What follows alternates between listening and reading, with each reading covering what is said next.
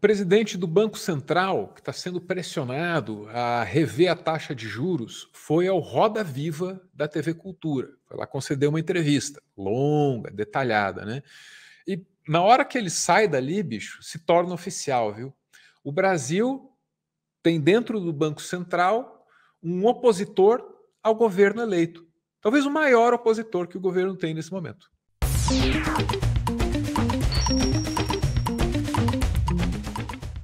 Essa é a situação que o Brasil está vivendo, né? Você tem um Banco Central que foi declarado independente na gestão do Bolsonaro, todo mundo adorou aquilo, todo mundo achou bonito aquilo, né? E vem no meio das tragédias ambientais, né? Saúde pública do governo Bolsonaro, mas isso aí todo mundo achou que estava legal, né? E da independência, o Banco Central está indo para a oposição ao governo. Então não é uma posição assim independente, parece que está dependendo aí dos humores de alguém que a gente não sabe bem quem é, né? Olha lá, ó. Campos Neto, presidente do Banco Central, concede rara entrevista ao Roda Viva em meio a ataques. Ó, isso aqui é exame, tá? Ataques de governo Lula. Então é o cara que está sendo atacado, ó. Declarações deverão repercutir sobre o mercado, taxa de juros, relação com Lula e metas de inflação devem ser abordadas. Isso é uma coisa para repercutir no dia 15, 16 e adiante durante toda a semana. Não tem jeito, tá? A abordagem da Exame é a abordagem da mídia hegemônica. Não tem jeito. O cara está sendo atacado, né, em suas prerrogativas e aí ele foi para a TV se defender. A história que você vai ver por aí é quase sempre essa. Mas o UOL abriu espaço lá para ouvir uma outra versão, que é da pesquisadora, que é da estudiosa Mônica de Bolle, que já conversou aqui com a gente em algum momento sobre segurança alimentar e outros tópicos, né, sobre fome e tal. E aí, a Mônica está dizendo o que para a gente aqui parece óbvio, que é, você tem um presidente da República que foi eleito, né? Você tem um presidente do Banco Central que recebeu sua independência um ano antes. E agora você tem esse embate e todo mundo ignora o fato da independência ser uma coisa muito nova. Não é da tradição brasileira, não é assim que a gente se organizou desde sempre, né? E aí a Mônica chega à conclusão inevitável, que é o Lula tem que enfrentar, tem o direito de enfrentar. Vamos ouvir. Age aqui, nenhum presidente do Fed age aqui pela autonomia tucur. Os presidentes do Fed e os presidentes da República, até o Trump, entendem que existe uma institucionalidade estabelecida. Tá, o Fed que ela está mencionando é o Federal Reserve Bank, que é o Banco Central lá dos Estados Unidos, né? Lá também existe a autonomia, mas ela fala ali de relação institucional, quer dizer, não tem bate-boca entre presidente da República e presidente do Banco Central. Nem quando Trump estava lá e estava avacalhando tudo tinha isso. Quer dizer, o que está acontecendo no Brasil é mais uma dessas rinhas institucionais que não deveriam existir. É isso que ela está dizendo. Quer dizer o seguinte, o Jerome Powell foi nomeado pelo Trump e o Jerome Powell foi nomeado novamente pelo Biden. Não houve nenhum questionamento a respeito dessa nomeação pelo Biden, pelo fato de ter sido o Powell nomeado primeiramente pelo Trump. Por quê? Porque o Jerome Powell não representa a pessoa Jerome Powell. Ele representa uma institucionalidade que já está madura e foi construída ao longo do tempo aqui. Então, na verdade, o debate então, que a gente precisa... Nesse ponto, então, Mônica, dá para entender que Campos Neto ele não tem uma atitude institucional, ele tem uma atitude política na sua análise?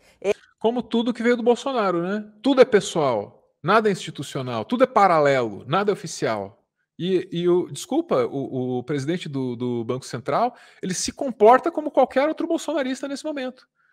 Ele representa o Bolsonaro no Banco Central, é isso? Eu acho que ele tem uma atitude política. Eu não sei se ele representa o Bolsonaro no Banco Central. Tá, ela foi cuidadosa. Não sei se representa o Bolsonaro no Banco Central. Necessário esse cuidado, necessária essa cautela. Pode representar outros interesses, né? Interesses com os quais os interesses dele mesmo, pessoalmente, estão entrelaçados, né? Agora, a atitude política que ele está tomando é uma atitude política bolsonarista, né? E a mídia está embarcando, a mídia hegemônica está embarcando nisso. É uma estratégia comunicacional que é bolsonarista de cabo a rabo. Isso daí cabe a ele e à consciência dele responderem.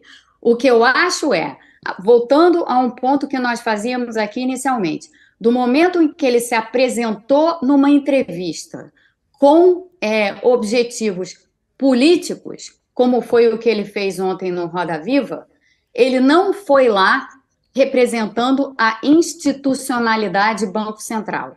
Ele foi nessa entrevista representando os seus interesses próprios. Tá, é isso que tem que ficar claro, cara. Não é normal. O presidente do Banco Central, entendeu? Vai lá, pega 1h30 de televisão para dizer não gosto do governo que assumiu.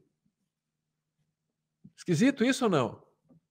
Entendeu? Só porque a gente está questionando uma taxa de juros que, pô, é absolutamente abusiva, não tem nada a ver com o resto do mundo que a gente está fazendo aqui. E aí a pergunta é, tem que tirar esse cara ou não tem? Ou tem como tirar esse cara ou não tem? Qual é o custo político disso? Vamos ouvir a Mônica.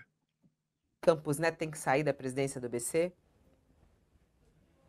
Eu acho que o que tem que acontecer é aquilo que for o melhor para o país. Se for o melhor para o país, o Roberto Campos Neto sair da presidência do Banco Central, porque a sua atitude é demasiado rígida e ele não me convenceu que a posição dele não seja demasiado rígida, talvez esse seja o caminho. Eu acho que eu não defendo nem que ele saia, nem que ele fique. Eu defendo aquilo que seja bom para o país. O que é bom para o país nesse momento? O país está numa encruzilhada. A gente precisa de investimento, a gente precisa de crescimento, a gente precisa de uma porção de coisas que, inclusive, ele, contraditoriamente ontem, nas suas falas sobre juros e depois nas suas falas sobre crescimento, reconhecia. Ah, tá. Isso é muito importante. Nessa entrevista para a Cultura, ele vai revelar preocupação social. Ele está preocupado com a fome, ele quer ver o Brasil se desenvolver. Mas quando você entra numa discussão técnica da economia, você vai ver que ele se coloca como um obstáculo a toda e qualquer solução para resolver o nosso desenvolvimento, para resolver a fome e para demonstrar alguma sensibilidade social. A Mônica captou essa contradição. Ele reconhecia que o Brasil precisa de investimento, o Brasil precisa de crescimento, inclusive para que se concretize a tal da agenda social que o Banco Central diz ter. Eu estou curiosa para ver que agenda social é essa. Mas nesse contexto, se é isso realmente o que ele acredita, então ele não pode simultaneamente ter uma rigidez excessiva com a postura monetária e querer o que ele disse que quer. Então, ou é uma coisa ou é a outra. Ele precisa deixar claro. Do ponto de vista dos interesses do país, não é do interesse do país ter uma taxa de juros real de 8% ao ano. Isso não se justifica. Complicado, Ana. Eu me lembro de um ponto que o próprio Lula levantou quando eu levei a pergunta lá para ele na semana passada, né, a respeito da atuação política dos militares, e ali em algum momento da resposta dele, ele menciona a atuação política de diversas outras instâncias que não deveriam estar tendo atuações políticas, né, como o Ministério Público, e eu não me lembro se ele chega a mencionar nominalmente o Banco Central, né, mas é claro que está se falando disso também, as instituições estão todas disputando poder umas com as outras, então isso de cara já é um problema de fato, né. O outro problema, quer dizer, parte desse problema, daí é isso que você estava comentando, né? O Banco Central na figura, e pessoal ali está fazendo comentários políticos, né? E uma oposição e uma rixa com o governo. Isso é problemático, né? Aliás, era o que a Mônica estava apontando. Outra parte do problema é a relação, me parece, e aí eu estou olhando por uma questão mais humana, né? Que acho que me cabe muito mais do que discutir a taxa de juros especificamente.